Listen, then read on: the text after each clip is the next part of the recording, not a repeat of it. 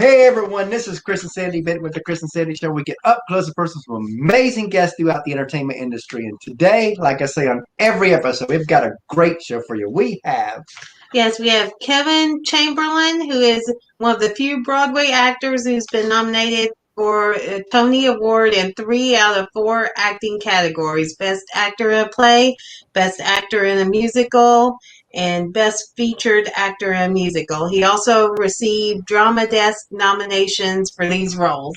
And we're excited that he's on our show today and just to talk about his story a little bit and just see where this goes. So welcome to the show today. Yes, welcome. Thank you. It's nice to be here, Chris and Sandy. Same here. Greetings from sort of sunny Los Angeles. It's a little, yes. it's a little gray today. So as we were talking before the show, as you know, COVID has affected all of us. How has it affected you, and what have you done to kind of maneuver through this crazy new maze that we have? Well, I'm mostly a Broadway guy, so I was doing Wicked on Broadway, and I can't. It kind of it's the only job that I can think of where you're reliant on having 1,000 people in one room, for it to succeed. Broadway can't make money unless it's selling tickets, and people are packed into these, Broadway and concerts, and so I didn't really have any idea when it would come back, and the theater is sort of my lifeline. I do a lot of TV and film as well, and I was in the middle of shooting a movie called The Prom with Meryl Streep, and right when COVID hit, and right before that I had done Wicked, and so it really it hit the industry in such a hard way, and so I've been doing a lot of fundraising for the Actors Fund, which is a wonderful organization that helps out anyone in the entertainment business, not only actors. And when you think about Broadway, I mean, even down to the seamstresses and the dressers and the hair people and ushers, they're all struggling. Everyone's struggling. And you go to Times Square now, and it's it's a ghost town. But it's opening up next week apparently, and Broadway shows are coming back. So it's very. But it was a rough year. So to answer your question, I had to perform in other ways, just because I'm an actor. I've been an actor since I was 10 years old. So I got involved with TikTok, and I've been having a blast making videos for TikTok. And one of the things on TikTok was Ratatouille the musical. I don't know if you heard about this, where the movie Ratatouille, that was a Pixar animated film. Oh, yeah. Mm-hmm. People on TikTok started writing their fantasy songs for awesome. For Ratatouille.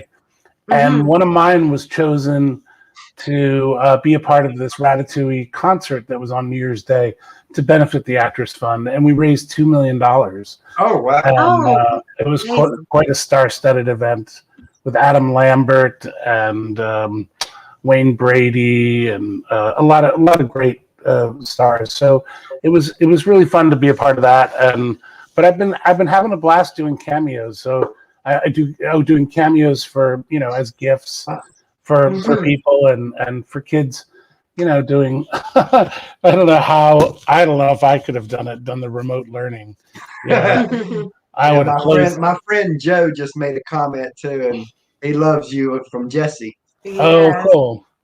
I would have shut the laptop and just walked away from my teacher, I think. I can't imagine doing phys ed on remote learning either. That'd be tough. And I mean, we homeschool our 9-year-old ourselves. So that's what he's used to. But I can't imagine being school for all those years and then all of a sudden and then it changing. And the social just the social aspects of it. I'm sure you're very conscious of that. When you homeschool a kid, you still want to get them socialized. We actually go to, well, right now we don't. We go to like 2 or 3 churches a week and all that, so that gets him in front of the kids there. And he has some friends there. Which in Savannah, we've been, our church has been back open since August, so we've been back full-time church since then. Wow. It's been it's so crazy how every state is different. It's been very, very strict here, and I mean, you can't even walk down the street without a mask. So, but it's now we can.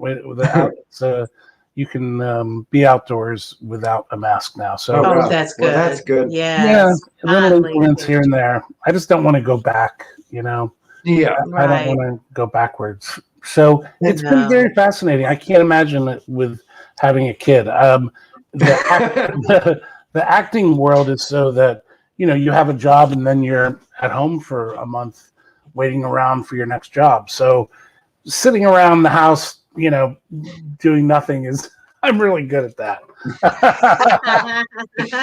But I was actually more productive during COVID than I have been in years. Oh, well, that's like for us, we launched this show January of 2020. We did. And couple months before COVID, and our original plan was 100 interviews our first year. We thought if we could do that, it would be really great. And we thought we were pushing it if we could even do that for 100 interviews. And then COVID happens. And as I watched the entertainment industry get shut down here and shut down there and shut down there, I started to think, light bulb came on. I told Sandy, we need to step it up, because artists and actors are going to need a place to talk, and we're going to give it to them. We're going to give them that platform because everything's shut down. And because of that, we did over 300 interviews last year, and we're almost at 400 total. Wow, that's incredible. What an achievement. It's been a lot of work, but it's been a lot of fun. It has, yes. Getting to meet so many different people. So while everybody's shut down, we still got to have communication every single day almost with people. Yeah. That's incredible. It really is. It changes your life.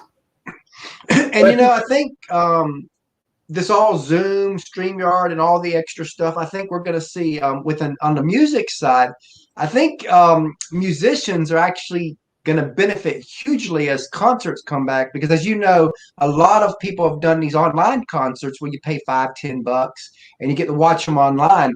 Sure. Well, I think the future is going to be now where they're at a live concert, and they will set up a live stream for their online audience too. Yeah, Broadway is going to be doing that as well.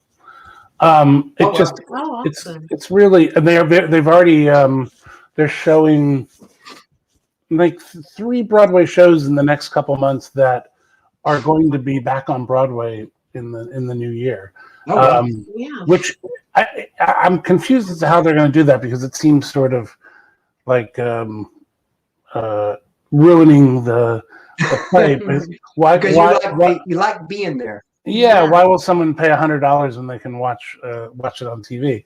But any kind of extra cash flow coming into the arts is needed. I mean, to mount a Broadway show, you need a minimum of $6 million. That's funny. That's funny. Yeah. They're buddies of mine. They're buddies. Oh, are they? Yes. Yeah. So someone said they spend way too much time on Cameo. I tell you, Cameo's been a wonderful, way to make some extra money when I don't have any money coming in, and it's a nice gift, and it actually has for a lot of kids who grew up on Jessie watching the Disney Channel, they get it's a nice birthday present, and it's something that is unique. And now I've been sending a lot of cameos to graduating students, and it's been really fun, and I get a lot of great feedback. It's amazing how the Disney Channel is so wide reaching, around the world. Mm-hmm. Right, it is, absolutely. So, a lot of people would ask, when did you know you wanted to act? But I always like to go deeper than that. When did it kind of click that Broadway and acting and all that could actually become a career for you? I know specifically the moment. I mean, I got my first laugh during, I was in Smee. I was playing Smee and Peter Pan in a community theater production of Peter Pan, and I got a huge laugh. And I basically just turned to the audience and I was like, "What was that?" It was like a drug, and I just wanted to do play after play. And by the time I graduated high school, I had done over 25 productions, and was ready to, go to college and get my degree. I got a Bachelor of Fine Arts in Acting at Rutgers University and moved to the city. But the first time I ever saw a Broadway show, I saw actually Peter Pan with Sandy Duncan and Sweeney Todd with Angela Lansbury, all in the same day. And I grew up in South Jersey, so New York wasn't that far away. And we went on a school trip. And I remember having a pounding headache by intermission. I was like, I need to get up on that stage. I have to do this. This is what I was called to do. And I just knew that I would have. It's really interesting when you get so focused. And once while I was in college, I couldn't wait to get out of college so I could start working. And so I really focused on getting that degree. And then I got my first Broadway show in 1992, and now 10 Broadway shows later, I got my goal. And those theaters that I did Peter Pan and Sweeney Todd in, I saw Peter Pan and Sweeney Todd, I got to play both of those theaters and look at the exact seat that I sat in as a kid. What was that like? It was really surreal. And doing 8 shows a week is very difficult on Broadway. It separates the men from the boys. And when we do 5 and 6 shows a week with this. Do. And we've done, and next week we got 8 shows next week. So, it's going to be lot. crazy. And luckily for you guys, it's a different guest every night. But with the show, you're doing the same lines every day. Oh, wow. And then you have to sing, at 110% every day. And so the physical toll it takes on your body, and the dancing and the musicals are really tough to do. And now, how did you get through the not becoming a rut? How did you get through that? I know it's a passion and all that, but again, no matter what you do, when you do it all the time, it can become a rut. How did you overcome that side of it? Well, that's part of, like, when I look at that seat that I was sitting in as a kid, and there's someone sitting there, I'm going to do the show for that person tonight who's never seen a Broadway show. If you've never been to a Broadway show before, it's a magical thing. You can feel the history of the theater in the room, and it's when that orchestra starts playing. There's just nothing else like it. And so when you're on Broadway, you're getting paid more than you could get paid anywhere else doing theater. So that kind of ups the quality, and it doesn't get you in a rut. You need to give 110% every night. There are times when it's a bad audience, and that's when it's really tough, when you're not getting the laughs or the applause. And that's really tough. But it's usually been, I haven't really had that much of a problem. I love it. I love it so much. A lot of people, they see the glory of your big actors, your big artists, your big Broadway stars. They don't see the grind, the sacrifice, the tears, the struggles it takes, not just to get to their levels, but even a career level within entertainment. And I always want to talk about that side of it, because I think most people gloss over it. And because they think, it's all glory, but no, it's a lot of grind, and way more grind than glory. So let's talk about that side of it a little bit. Tell us some of the sacrifice and struggles you've had to go through in your career as you built it up at the beginning. Well, when you're doing a play, you miss a lot of weddings and funerals and family events. That's kind of difficult. it's really hard to raise kids. I would have liked to have had kids, but people do it. You're also out of work a lot, and you're constantly looking for your next job. There's no job security. The most job security I've ever had was on Jessie doing the Disney Channel show, where I had a 9-to-5 job, and that's the hardest thing. That always looking for your next job. So when you're in a long-running series or a long-running Broadway show, that's the dream job when you have that security. That's now, you talked about Jessie. Let's talk about it a little bit. How did Jessie come about? And tell us your experience with that. Well, I auditioned like for any show. I just done the Addams Family on Broadway, playing Uncle Fester, and I came back home to LA, and it was like one of the first auditions I went on. And then about 5 or 6 callbacks later, I was on a Disney Channel show, and I didn't even know. I hadn't watched Disney Channel at all. It kind of started after I was an adult, and it was challenging at first working with kids because they ranged from 8 to 18, and all different acting levels, and so I became sort of a teacher and a mentor as well as a fellow actor. And acting is a really bizarre art form because anyone can do it. Really, I mean, I was standing next to an 8-year-old, and she was doing the same thing that I was doing, being truthful.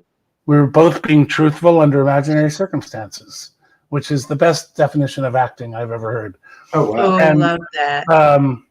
Yeah, and that's it. We're getting paid probably the same amount. That Disney doesn't really pay very much. But so what other art form does that happen in, So it's very it was unique, and to play the same role for 110 episodes was really interesting, because they take stuff from your own life, and the writers are very the way the character starts in the first season is much different than the way it ends in the last, and it grows over the years. But I think it was, what's bizarre is I went from there's a thing about the actor's life. It's who's Kevin Chamberlin. So you're Kevin Chamberlin. Get me Kevin Chamberlin. Whatever happened to Kevin Chamberlin? Who's Kevin Chamberlin? Oh, wow. So Jessie was. That's a full circle. Jessie was. So you're Kevin Chamberlin, because I was sort of in the Broadway world, I was pretty big, but not a lot of people knew me in TV and film. And although if some of your listeners out there know Die Hard with a Vengeance, the third Die Hard movie, that was my first big film. I was Charlie the Bomb guy in that. Yeah. And so I was just one of those character actors, that keeps popping up in things. But Broadway was really where I was making my rent, and to do a series for that long on with Jessie, it just changes your life, because you can't go to a mall anymore without people mobbing you and wanting to take pictures, and everyone has this this in their hands now. So yes, everyone wants a picture. I mean, growing up, no one ever carried a camera unless you were on vacation. Yeah, just vacations. That's true. And now everybody has one. Yes, all the time. So it was an interesting learning curve, and to watch the kids get famous, and how they dealt with that was really fascinating, and how the parents dealt with it, because some of them had to move their whole lives, from to Los Angeles, their whole family, just because their kid got this job. It's really because we've had several teen actresses and actors on our show where they talk about their parents says, let's go, we'll move to LA, and they packed up the whole and sold everything for that dream. It's crazy. It really is. It's a big sacrifice. So, but that was fascinating, and I would always, quiz the kids on what they were learning in school upstairs, because they don't get a great education. I mean, they get an okay education, but it's not like going to school, and they have to take those, equivalency tests, but it's definitely a sacrifice, and then we lost Cameron Boyce 2 years ago to epilepsy, and so we've been raising money for his foundation, and we've been doing a lot of great work for that charity, and really important. If people want to donate or check it out, it's CameronBoyceFoundation.org. Oh wow! Joe asked whether you've ever done theater at Playhouse. I haven't done. I've seen plays at the Cleveland Playhouse, but I have not worked. I've worked in Columbus at Players Theater of Columbus. Oh wow! And I love this. I need to go see a Broadway show. I need to find my suit though, because I have no idea where it is. I know I'm wearing pajama bottoms every day. When life goes back to normal, a lot of people are going to be like all hermit people, because they're going to be like, how do I become normal again? Yes. We have a lot of spandex waist pants. I think the sales of those went up really, really high. Elastic waist pants. I don't think I've put on a belt in years. In a year. I was seeing what other questions they had here. Now I know that we talked about the sacrifice side. So when you look back on your career so far, let's go the other way. What are a few moments where you're like, wow, that happened, or wow, I got to do that? Some highlights. I opened up Broadway in a play called Dirty Blonde. It was about Mae West, and we got a rave in the New York Times on opening night, and I stood up on a chair in the middle of Sardi's at opening night and read the New York Times review to the entire party. And we were a hit, and we all got nominated for Tony Awards, and that was an amazing moment. The getting nominated for Tonys is really wonderful, and I think connecting with fans has really been fun. Tell us a fan story. Oh my gosh! A story where a fan went above and beyond for you, and you're like, wow, Well, I've had a guy come to the stage door of a theater I was working at, and he asked me to sign my name on his on the side of his leg, and then he came back the next night and he had tattooed it. Oh wow! He tattooed the signature. That was really wow. Yeah. I bet that blew you away a little bit. Yes. What's the craziest cameo request I've received? I've had one where I just had to say something into the camera and then run back 10 paces, say something else, and then run back and say something else into the camera. It's just weird things that people. But it's so much fun. And it's the most of the fan stuff is very sweet, and a lot of little kids coming up to you, and one kid came up to me in a bank and went, "Oh my gosh, you're Bertram. Are the other children still alive?" Wow. They didn't understand how television was different than real life. Yeah. Yes, right. Some of them are just kind of look at you like, wow, you're real. So it's fun to have kids as fans. That's really cool. So do you, when kids come up to you, do you pretend to be him? No, but I'll the trick with that is to put the attention on them and That makes sense. ask them like what their favorite episode is or something like that. I love that. Now, as you know, a lot of people, they see, they see you, but they don't see the teams behind the people. And in my opinion, in our opinion, teams never get the love they deserve. And I don't care if a person has one team member or 300 team member like Justin Bieber has. A team is a team. So if you want to take a few moments, tell us about the team that helps you be who you are. I don't really have one. Your fan, I mean, right? I get all my own work on my own.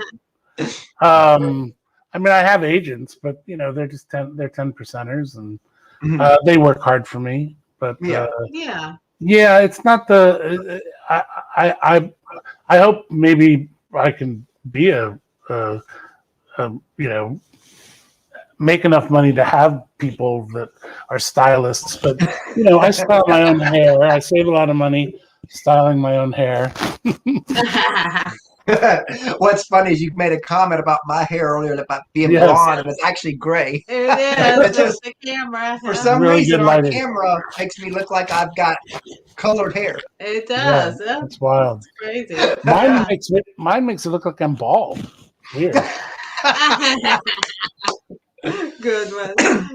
Speaking of teams, we have a third co-host. We do. Our 9-year-old. He likes to come on and ask a couple questions. So Sandy's going to go get him. I'll go get him. His name's Christopher. And we've got a 2-year-old in Kentucky visiting her mom, and he had it on Disney Channel watching that. And we left it on, and I probably watched every episode while we're out there.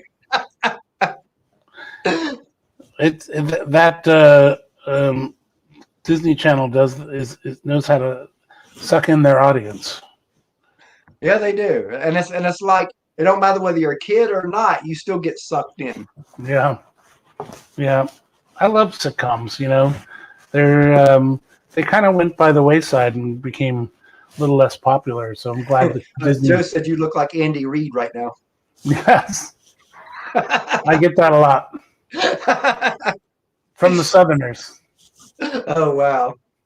and we got a little 2-year-old that when she gets older, she'll be plugged into the show too, because we are a family affairs show. Oh, good. We try to involve the family as much as we can. Hey there. Hi, Kevin. Nice to meet you. Nice to meet you too. So, what's your favorite food? What's my favorite food? Yes. Oh boy. Well, I'll tell you, I do love Italian food. And I'm a meat and potatoes kind of guy. I do like a really good prime ribeye with a baked potato. And let me see. I'm also a really good cook. Oh, wow. Awesome. Yeah, I do cook a lot. And what's yours? Mine is pizza. Yep, little Italian. Yep, I love. Do you ever make your own? No. No, that's easy. You should try it. Learn how to flip the dough. Like, you go buy some raw dough in the. What's funny is when I was younger, I used to be a driver for a pizza company here in Savannah, and every now and then the manager would get some of the drivers just to play around with that, and that's tougher than it look. They make it look easy. No, definitely. There's a couple YouTube videos you can watch to learn how to do it. The trick is to get that edge first, and then just start spinning it. And but I love. Do you guys have like Houston's down there or Hillstone? I don't think so. Restaurants. They have someone that said to cook some ribs, and I do love ribs. Barbecue ribs is one of my favorite, and Houston's has great ribs. I like Greek food a lot too. Oh wow. Yeah, like a good gyro or gyro. You ever have a gyro sandwich? I don't think he has. No? Yeah. Oh, it's something to look forward to. Getting one now. Yeah. They're good. Tasty. Yeah, they are. Yep. Wow. Okay, next question. Okay, so what's your favorite TV show? Right now,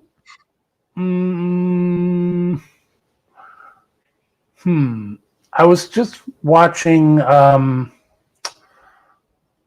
HBO. I was watching a show. I like documentaries because it sort of takes the acting thing out of it. I'm so aware of acting now when I watch shows that I like documentaries where they're filming real people. There's a lot on Netflix now, a lot of great documentaries, and there's a app called Documentary Plus that's really fun. And there's one about kids on the spectrum, or adults on the spectrum who are trying to find love, and they filmed their first episode in Australia, and it's like a dating. They're fixing people up, and it's really cool. It's really fun, very entertaining, and very moving. Yeah. Okay, so my favorite one is SpongeBob. SpongeBob. Yeah, did you know there's a Broadway musical of SpongeBob? Oh, that's right. You watched. Yeah, he's watched it. Yeah, that's good. And you know what's been pretty cool, because we do this show, he watches a lot of the Nickelodeon shows, so we've been able to bring a lot of people from his shows onto our show. So that's been pretty very cool. Wish I'd have had that when I was young, right? Yeah, really. You'll have to do a play in community theater sometime. I think everyone should do a play at least once in their lives. Would be good. We should all do it together. Yeah, there you go. As a family. What's your favorite subject? I hear you're being homeschooled. How's that going for you? Reading. Reading? Yeah. Yes. Yeah. What kind of genre of books? Do you like Harry Potter or? So what are you reading right now? Oh, well, I'm Tell them reading which one you're reading right now. the Minion book. Yeah.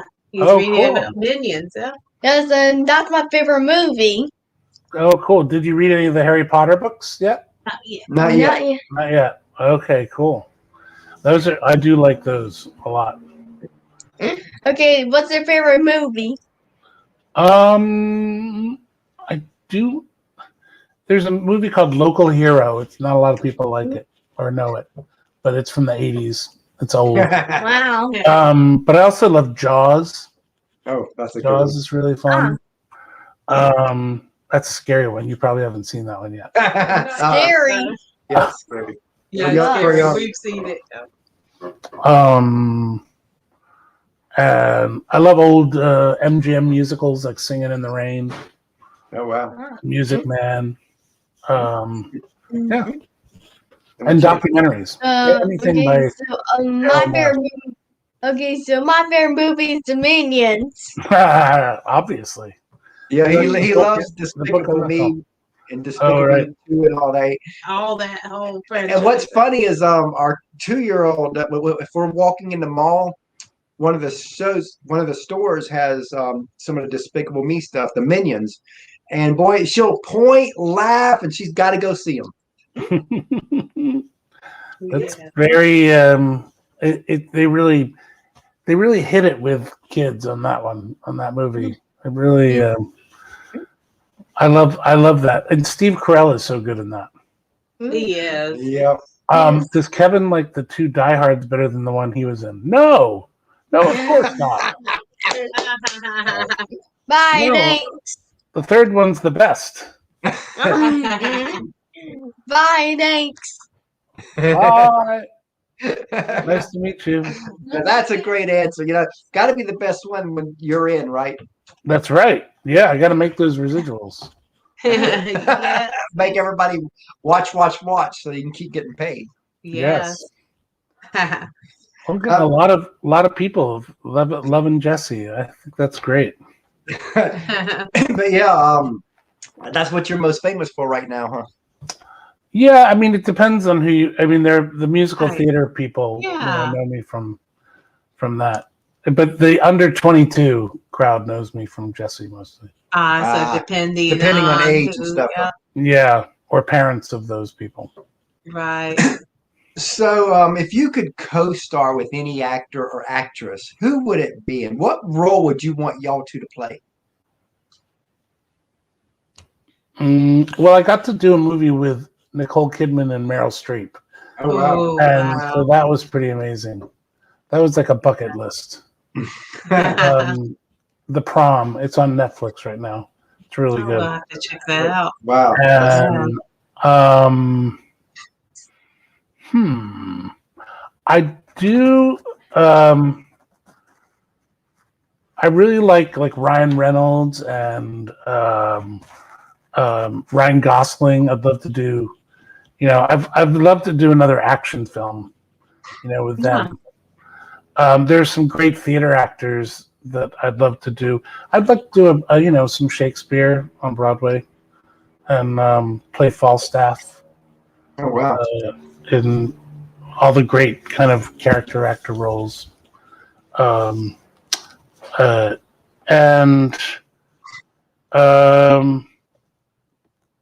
I think, I just like doing new stuff. I like doing new plays and new musicals, as opposed to doing revivals. Except Shakespeare, I'd love to do Shakespeare, but I don't know about a specific actor that I've wanted to work with. I mean, Meryl Streep really kind of. It's downhill after that. Yes, yeah. It's like Maybe you're Anthony. You're up here, that's what you do. Anthony Hopkins, maybe. Right. Anthony Hopkins or Denzel Washington. Someone like Oh wow, that. that'd be cool. Absolutely amazing. Yeah. And what would you like your legacy to be? What would you like to ultimately be known and remembered for? Just bringing entertainment and laughter to people. And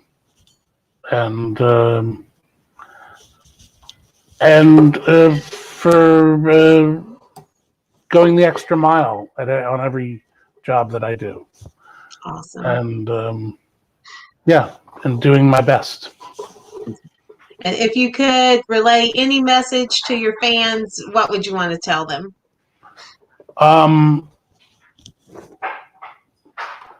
Don't settle for second best. Do 110%. Most people do 70 to 75%.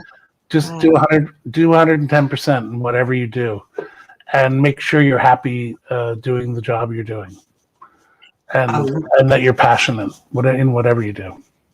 Love that advice, because like with our show, I was like, you know what, we may not be the best or have the money behind us, but we'll outwork everybody. That's why we go. We can control the work ethic, so we just keep going and keep going and keep going, and eventually it'll break through. Yes. There you go. As long as you're having fun.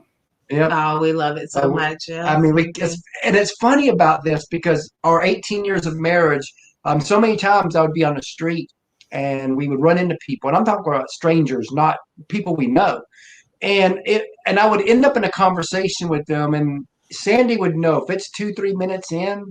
Oh yes, we're gonna be like there 60 minutes, and she would roll her eyes. Sometimes she'd get mad. Sometimes, but what's funny is now we laugh about that, because when we look back, I've done that thousands and thousands of times, and we believe because of that, it prepared us for this show. Exactly. It all lines up. Yep. It all lines up to what, and that's sort of the way my career has gone. Where each job kind of leads itself into the next. Oh wow. Yeah. Oh, that's how it's been with us. It's like we do, like one show, one person. And it's like we start here, we end up here, and they all link together. And even before the show, we probably tried 100 different business ideas, all failed, but they all made enough money to keep us going in that time. And then it would fail. Then we'd do this. Then it would fail. And then it would do this. And this is like the only stable thing we really have done. Is put the most work into. And put the most work into. And it's like, and now we've got this vision and this dream of one day it being a TV daytime married couple show where, I don't know of any daytime married couple TV talk shows out there. So we want to be the first. Yeah, that's our goal. That's great. You wouldn't have to leave your house. That's true. Right now. Yeah, this whole new way of doing stuff has really opened so many doors. It has. I know that some people have been hurt by it too, but there's opportunity. There's always opportunity in pain and in struggles, and I see so much opportunity that's coming out of from last year. Oh, definitely, definitely. And people who didn't get to spend enough time with their kids were suddenly, I know families that are tighter now, and it's there. We have to look on it as on the bright side of something, even though there were some dark periods and people did lose loved ones. But there are some good things that came out of it. Yeah, Joe I think said we all reevaluate. We get the hustle award. What Joe said. Oh, thanks, Jim. But yeah, again, we couldn't have done this with you even 5 years ago. No. Right. No, the technology and wouldn't have been there. And all of a sudden, amazing. now you got this whole new things at our fingertips. Do you see the day coming now to where the first auditions will be like Zoom type stuff? They already are. Yeah. I know, because I'm talking about after the pandemic. Because one thing it's done, it's like a double-edged sword. It's now anybody, no matter if they're in LA or not, can audition. But that's also a negative because now you have more people auditioning. Yeah, but also I don't have to live in LA to audition. That's what I'm saying. That's true. I can from anywhere. Yeah, if I'm on vacation and I get an audition, I don't have to fly back. You have to fly over there. So what advice would you give somebody who's either wanting to go the Broadway route or the acting route in this day and time? Because, of course, advice probably different now than it would have been 2 years ago. Well, I hope theaters come back soon because I think theater is the best training for any actor. And doing classes either online or and there's so many dumb actors out there. And don't be one of them. Learn everything. If you're a plumber, you know every pipe and every joint, right? So if you're going to be an actor, just learn the history of theater and of film, and who came before you, and then you can use that as a classroom as well.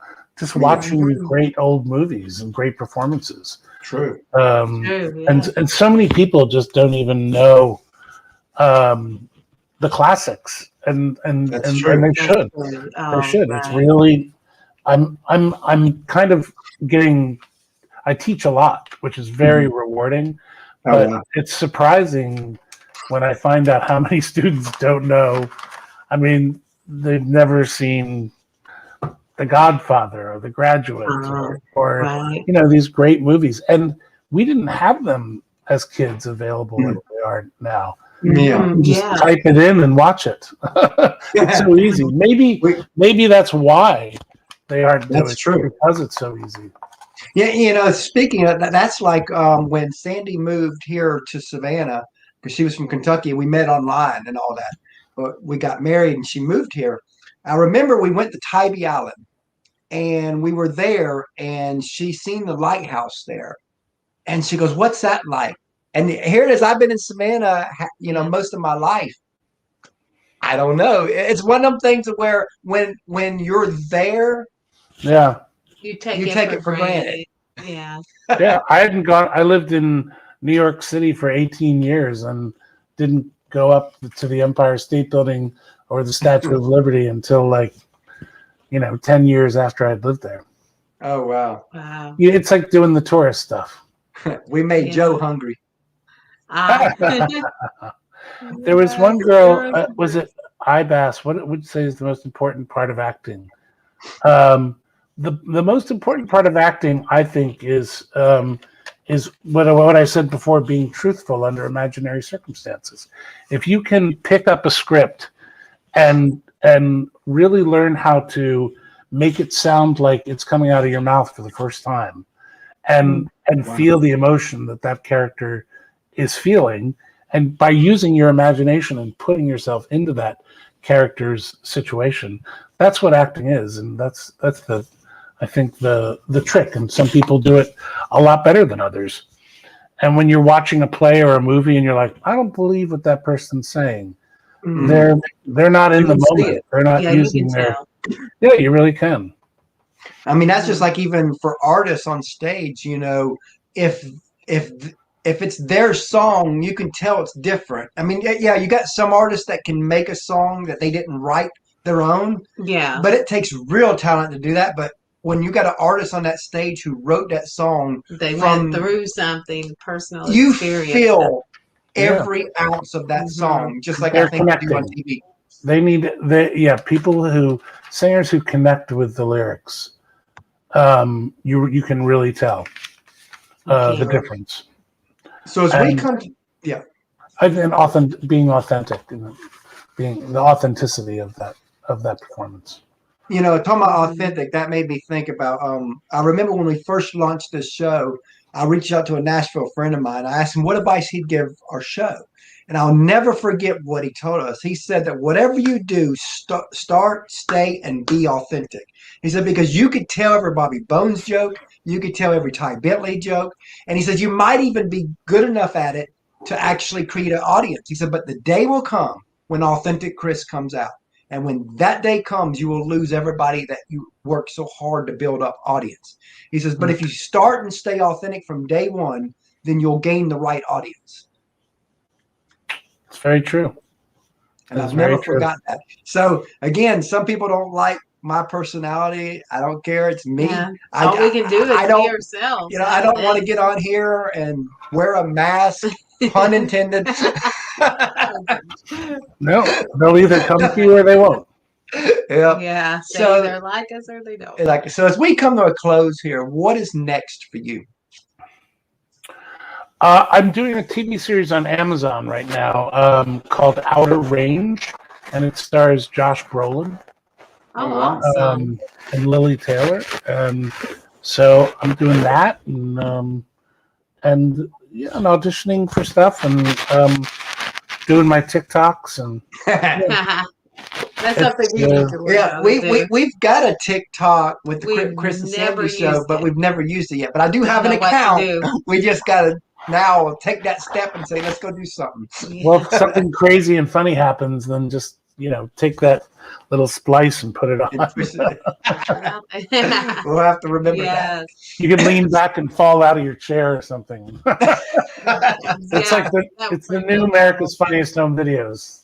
But you just never know what's going to happen when you're out there. So tell everybody how they can reach out to you. Oh, please do. Oh, well, on TikTok, it's Chamberlin_Kevin.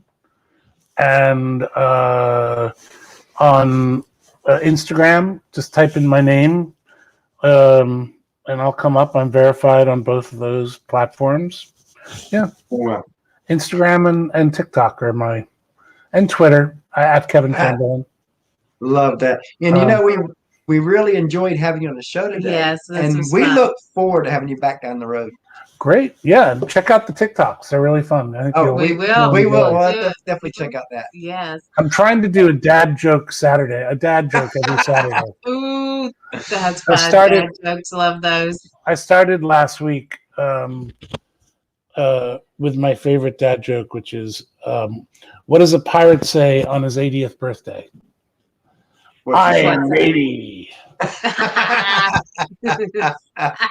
I love that. I'm glad iBass Tutorials and Vlogs thought it was a great episode.